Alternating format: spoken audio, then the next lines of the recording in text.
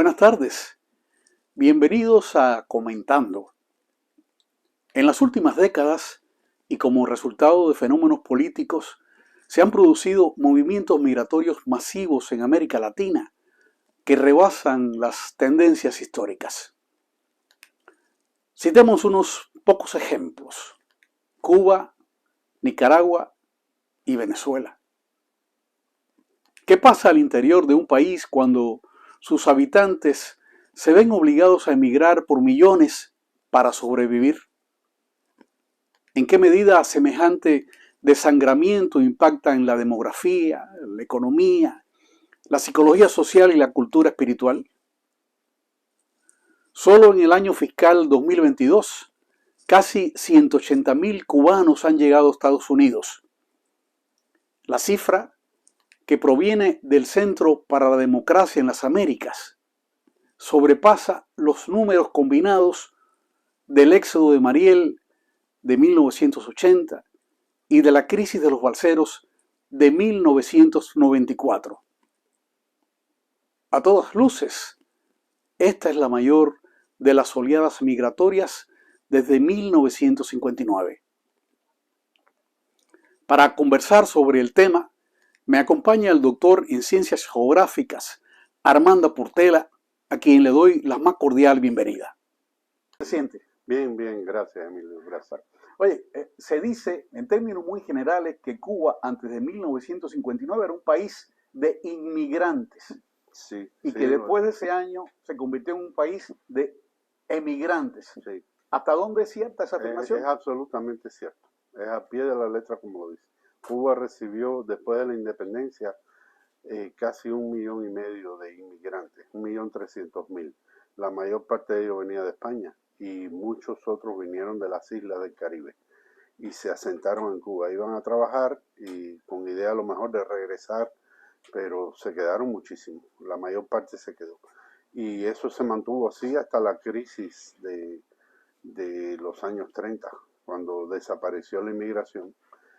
Y después las leyes que se pusieron en Cuba para controlar la inmigración, porque ya creaba un problema para la fuerza de trabajo que existía en el país, porque se llevaba parte del trabajo. Y entonces la inmigración se llegó casi a cero y se mantuvo muy cerca de cero, subiendo un poquito de cero o bajando. Es decir, había un poco de inmigración o un poco de emigración hasta 1959. Y en el caso de esa última década, es decir, antes de la llamada Revolución del 59, esa década del 50, ¿qué volumen de migración hacia Estados Unidos? Era una emigración oscilatoria. Era gente que venía a trabajar aquí, después regresaba a Cuba. Se mantenían viviendo en Cuba. Algunos se quedaron aquí. Pero no era mucho más allá de 1.500 por año. No era una cosa significativa. Y era un movimiento normal y natural entre vecinos. Entre vecinos de todas partes hay gente que se mueve de un lado a otro de una frontera a trabajar por un tiempo y después se va. Eso pasa entre Perú y Argentina, entre países de Europa, es natural. Y pasaba con Cuba de esa manera. Gente que venía aquí, algunos tenían negocios aquí y venían, se estaban un tiempo y después regresaban allá, natural. Sí, está el caso, por ejemplo, de los trabajadores azucareros, estuvimos hablando de eso, ¿no? Sí. Terminaban la zafra en Cuba y después venían a hacer la zafra aquí en Estados Unidos. Sí, ahora, esa situación cambia de manera radical a partir del año 59. Y se empiezan a producir oleadas migratorias cada cierto tiempo. Está la oleada, por ejemplo, la de los niños, Pedro Pan, fueron unos cuantos, miles, el puerto de Camarioca, los vuelos de la Libertad, el puerto de Mariel, la crisis de los balseros, y tú me habías mencionado antes que esa última ola, la de los balseros del año 94, ya dejó de ser una ola para mantenerse o para posesionarse como una marea alta, es decir, que prosiguió, no en forma de ola, sino como de marea, algo estable. Sí, se mantuvo. La explosión de los balseros del año 94 en el año emigraron 47.000 personas. fue menos que lo de Mariel, 3 veces menos que lo de Mariel, pero fue importante. Y se acabó con los acuerdos migratorios, ¿verdad? Del año 94 o 95, no me acuerdo, que aseguraron 20.000 visas a inmigrantes cubanos. Nunca fue 20.000, siempre fue más de 20.000 la gente que venía para acá. Y fue creciendo, creciendo, y al cabo de 20 años después del 94 ya habían salido de Cuba 1.000.000 de personas. Eso es asombroso. Eso en una población de 10, en ese momento de 10, cerca de 11 millones de habitantes, era una proporción muy importante. Ahora, ¿cuál es el perfil sociodemográfico de esas personas que emigraron? ¿Quiénes eran? Son gente joven, eran y siguen siendo gente joven, gente en edad laboral, gente con instrucción, preparación, que tiene los mismos tropiezos que tiene cualquier inmigrante a la hora de llegar a un sitio nuevo, culturalmente diferente, y adaptarse a la nueva, qué sé yo, a la nueva cultura, pero que lo logran. Y empiezan, se asimilan y empiezan a trabajar. En relativamente poco tiempo. En poco tiempo. Estabilizan su vida y consiguen tener una vida decorosa. Vamos a ver unas imágenes que un poco resumen lo que hemos venido hablando hasta ahora. Por ejemplo, este gráfico, ¿de qué se trata, doctor Portela? Este es un gráfico de las migraciones en Cuba desde el inicio del siglo XX.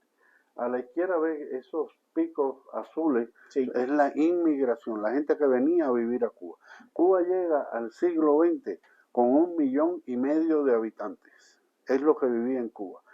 Al final de 1930 habían llegado a Cuba casi 1,5 millones de inmigrantes. Es decir, había llegado tanta población como la que había en el país en ese momento. Y para el año 30 ya había 3 millones y pico de personas viviendo en Cuba. Era una inmigración fabulosa. La gente iba allá a buscar trabajo porque Cuba, y es preciso siempre recordar eso, Cuba se convirtió en el Kuwait del azúcar. Era el Kuwait de los años 20.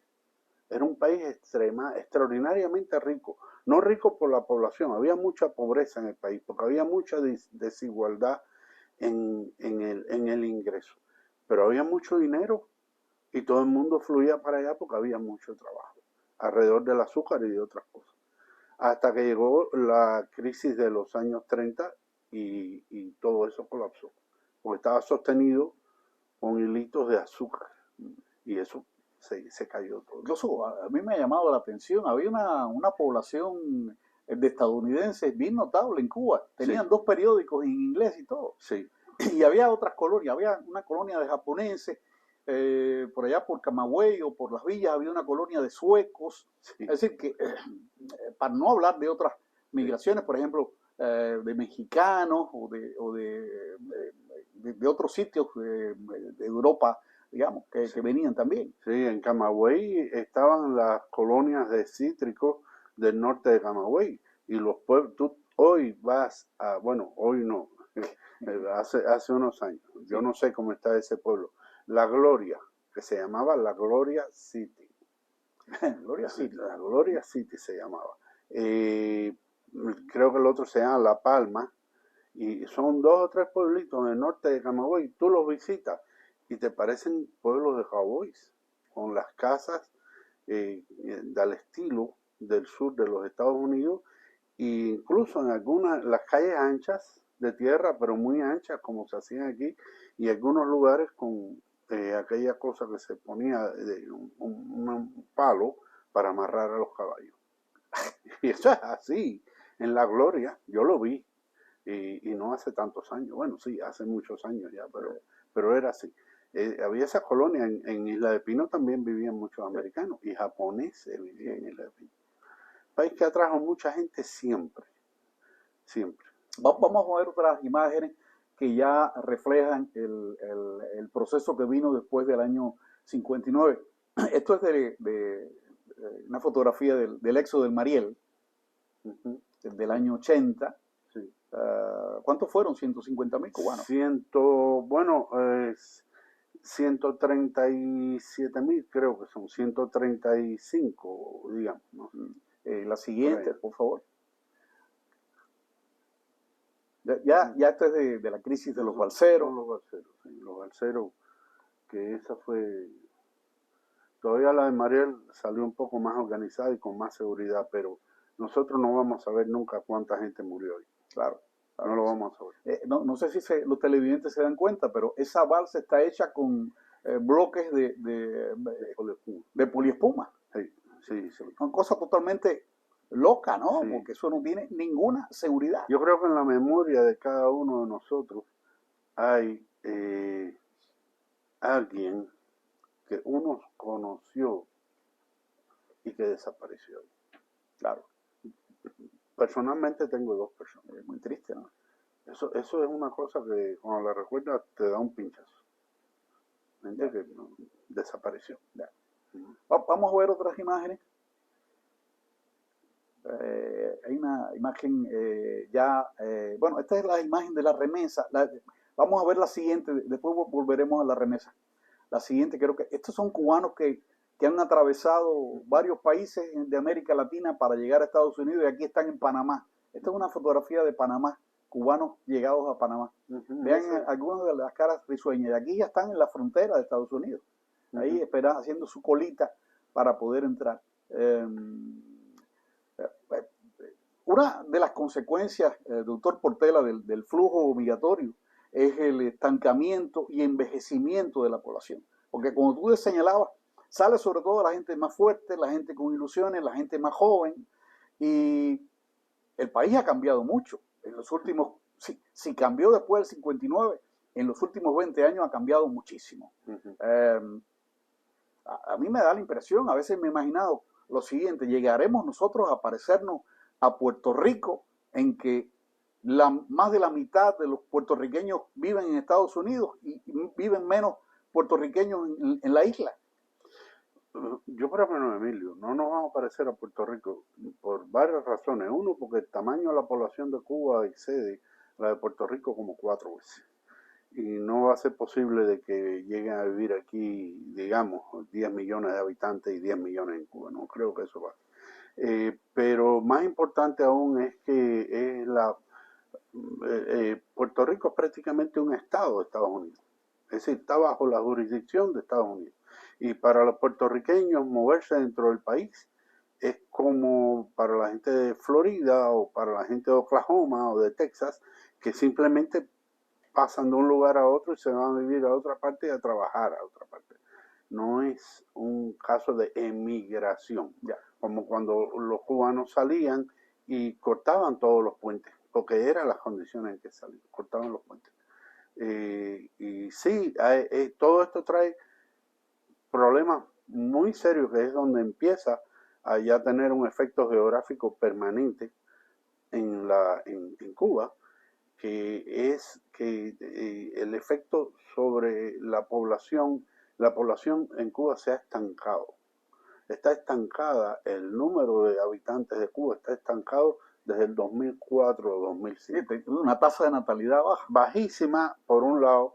La tasa de mortalidad ha aumentado un poquito de manera natural, porque la población se hace más vieja y se muere más gente. Y luego la emigración que pasa a su cuenta. Y entonces cuando sumas todas esas cosas, la población deja de crecer. Y dejó de crecer por allá por el año 2004 o 2005. ¿Hace cuánto ya? Casi 20 años. Y cuando tú ves las curvas de crecimiento de población y llega a esa fecha, iba creciendo, hasta que se estabiliza y se convierte en una meseta así. Y de hecho está bajando la población. Ahora estuve revisando los datos del año pasado.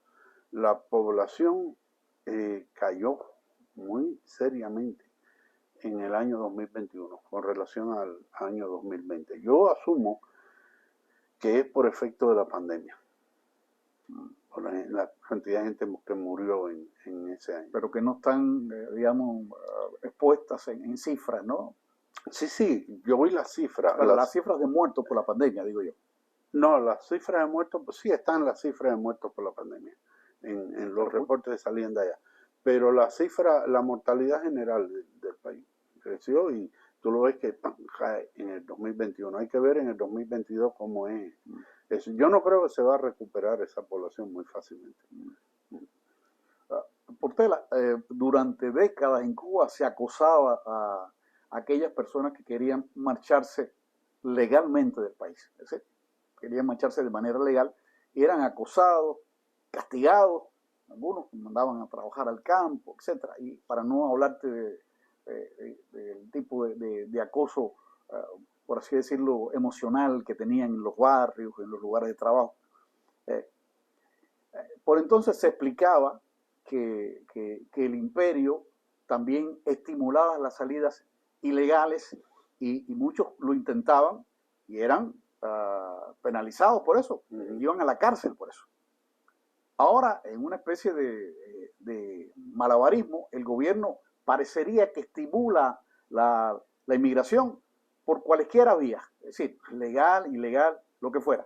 ¿Tú estarías de acuerdo con esa opinión que estoy dando? Yo creo que sí, pero te voy a decir una cosa, de una manera un poco más disimulada, antes de que esto que tú dices, que es como que se estimula que la gente se vaya. También Cuba durante mucho tiempo, de una manera disimulada, dio salida a la gente que estaba disconforme y se buscó los modos de déjalo que se vaya, déjalo que se vaya. Y eso pasó en los años 60, cuando se fueron entre 1959 y el 72, se fueron casi 700.000 cubanos, más o menos. Pasó después cuando en Mariel, deja que se vaya todo el que quiera. Claro, la motivación, digo yo, del gobierno cubano era diferente. Sí, era diferente. Sí. Es decir, entonces estaban claro, saliendo de los inconformes. De los inconformes. Ahora lo que están buscando es que se vayan los inconformes, pero que cuando lleguen que empiecen a mandar remesas. Las remesas se convirtieron, tuvieron un buen bache ahora con la pandemia, pero se convirtieron en la fuente principal de ingresos del país, junto con los servicios médicos que se prestan. ¿Qué me dices del turismo y el tabaco? Turismo, sí, las cifras son muy llamativas y todo eso, pero el turismo, tú tienes que considerar varias cosas. El turismo tiene un costo de operación, que en Cuba es bastante alto, y deja un 25% de ganancia aproximadamente. Una parte de esa ganancia hay que compartirla con los socios que operan Entonces, ¿Cuba qué obtiene? Obtiene unas cifras que no son tan significativas para mover la economía del país hacia adelante. Más aún porque Cuba tiene la psicología del turismo de enclave. Es decir, los turistas están en Varadero, los turistas están en Cayo Coco, en Cayo Largo, y en esos lugares donde están cerrados. Mientras que tú vas a México, por ejemplo, y llegas a México y te vas para la calle. Y lo que tú te llevas, tú lo gastas entre los mexicanos. Claro, en Cuba no es tan así. Ahora hay paladar y hay eso, lo otro, pero el grueso lo tiene el gobierno en las manos. Y no es una actividad que cree esa riqueza. Sí, sabes que por eso es incomprensible que en estos tiempos de la pandemia las inversiones del gobierno cubano fueran en hoteles, por millones. Yo creo que lo que están buscando es que todo eso, dejar de operar con socios extranjeros y que todo eso esté en manos del Estado. Volvamos al tema de las remesas. Aquí tenemos en la pantalla la imagen de la revista Cuba Geográfica, un número dedicado, entre otras cosas, a este tema de las remesas. Tiene hasta una cifra ahí, me imagino que sea una cifra anual. Ahora, después me vas a explicar esto en detalle. Ahora, hay una idea que se maneja por el gobierno cubano y es la siguiente. Hablando del tema de las remesas, etcétera, las cosas que ha cambiado. Es decir, en Cuba, en los años 50, las remesas, ¿no? ¿Qué remesa había en Cuba? Incluso en los 60, en los 70, bien. Ahora, sobre el tema de la remesa, dicen lo siguiente. Bueno, a fin de cuentas, los cubanos no se diferencian de los demás latinoamericanos, no se diferencian de los salvadoreños, de los guatemaltecos, porque además la gente migra para mejorar su estándar de vida, de ellos mismos y de sus familias, así que no es nada ah, raro que emigren los cubanos y que manden remesas y que esta pueda convertirse en una fuente importante para el país. Mi pregunta es la siguiente. ¿Son iguales los cubanos, los guatemaltecos, los salvadoreños? ¿Qué pasa? No, no, mira, esa es una aseveración, yo la he escuchado, es muy cínica. No son iguales. Las motivaciones son diferentes. Es verdad que muchos cubanos, o digamos casi todos, vamos a decirlo, migran detrás de razones económicas. Es cierto, pasa lo mismo en El Salvador, pasa lo mismo en cualquier parte. Detrás de los problemas, serios problemas económicos que tiene Cuba, muy serios, hay razones políticas, muy serias también, de la concepción de cuál es la estructura económica y social del país. Y esa estructura del país es inamovible. Entonces la gente no tiene más salida que volar, ¿entiendes? Esa es una.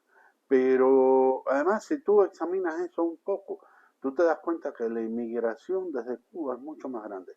Por ejemplo, en números absolutos hay más gente que sale de México y viene a Estados Unidos que la que sale de Cuba. Pero cuando tú comparas esos emigrados mexicanos con los emigrados cubanos y con el tamaño de cada uno de los países, de Cuba sale mucho más gente. Claro, muchísima más gente. Relativamente. Relativamente, pero además sale con la casi certeza de que es una partida definitiva. Porque los mexicanos, muchos salen para hacer algún dinero aquí, regresar a su país, comprar la finca, comprar el negocio, lo que sea, construir su casa, vivir.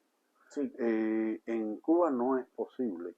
Aunque se han hecho algunas leyes que permiten la inversión de cubanos desde afuera, no es una cosa real, la gente no lo hace, por las razones que sean, no lo hacen. La afirmación de que es lo mismo que pasa en otro lado, no, eso es cínico. Y es una manera continua de ver la realidad con un lente que te la distorsiona, con propósitos que son diferentes, son propósitos de imagen. Es lo que se cuida en ese caso es la imagen y no se cuida el país, no se cuida el problema que tiene en sus manos el país. La emigración masiva de cubanos es un problema enorme.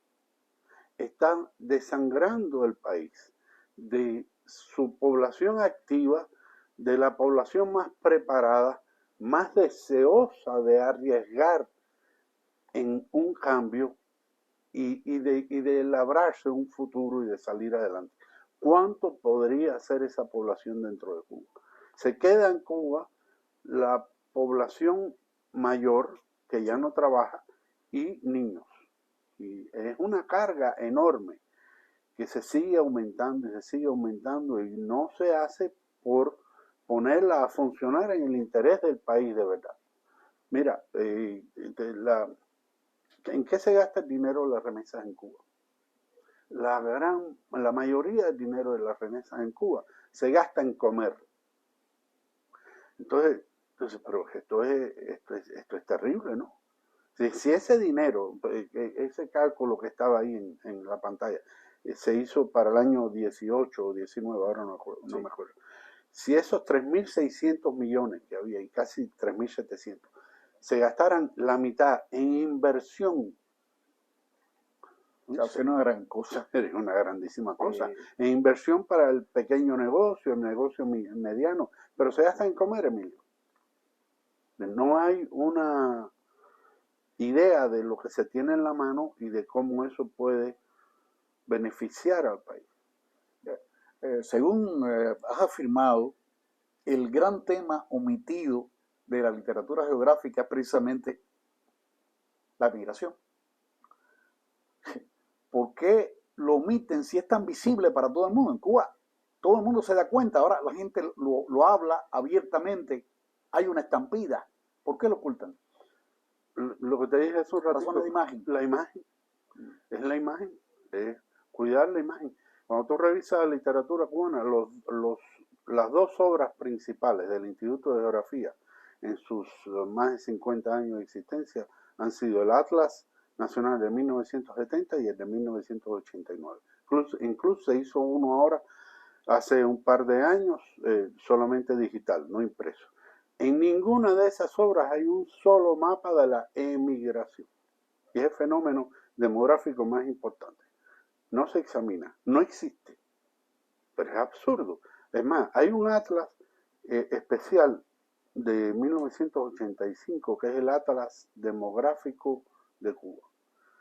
Hay un mapa de la emigración que es tan elemental, tan bobo, que no dice nada, absolutamente nada. Cuando la emigración como fenómeno capital demográfico merece un análisis que te enseñe mucho más de lo que tú sabes.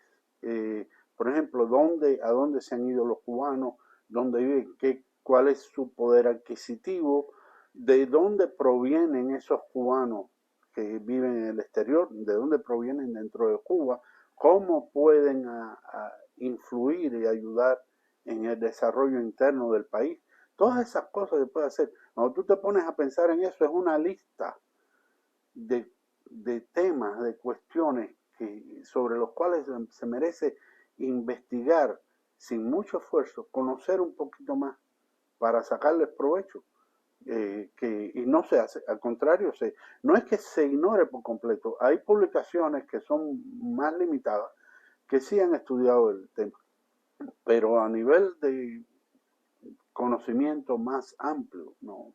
Por lo que veo, de nuevo, la ciencia social subordinada a la política. Exacto, exacto. En las escuelas no se estudia eso. El Atlas Nacional, oye tú qué cosa, el Atlas Nacional en 1989 tuvo 650 mapas, una cosa es muy voluminosa. Hubo un mapa de los circos. Los circos, ¿cuántos espectáculos de circo había por municipio, creo, por provincia, no sé, en no sé cuántos años, con un trabajo tan minucioso que no es que el mapa no sirva, ¿no? Pero es un detalle casi que superfluo. No, me parece que está surrealista, por favor. Está surrealista. Y no hay un mapa de migración, de emigrados cubanos. No lo hay. El fenómeno no existe. Ya me están dando señas ya de que tenemos que despedir. Ha sido una conversación bien interesante. Yo me imagino que los televidentes se hayan quedado con muchas preguntas que hubieran deseado hacerte sobre el tema migratorio. Te doy las gracias por tu participación, como siempre. Una participación bien esperada. A mí la gente me escribe, ¿cuándo viene nuevamente el doctor Portela? Así que te agradezco por ellos y por mí. Gracias. Y a los televidentes también les agradezco su atención. Nos vemos el próximo domingo en otro programa de Comentando. Hasta pronto.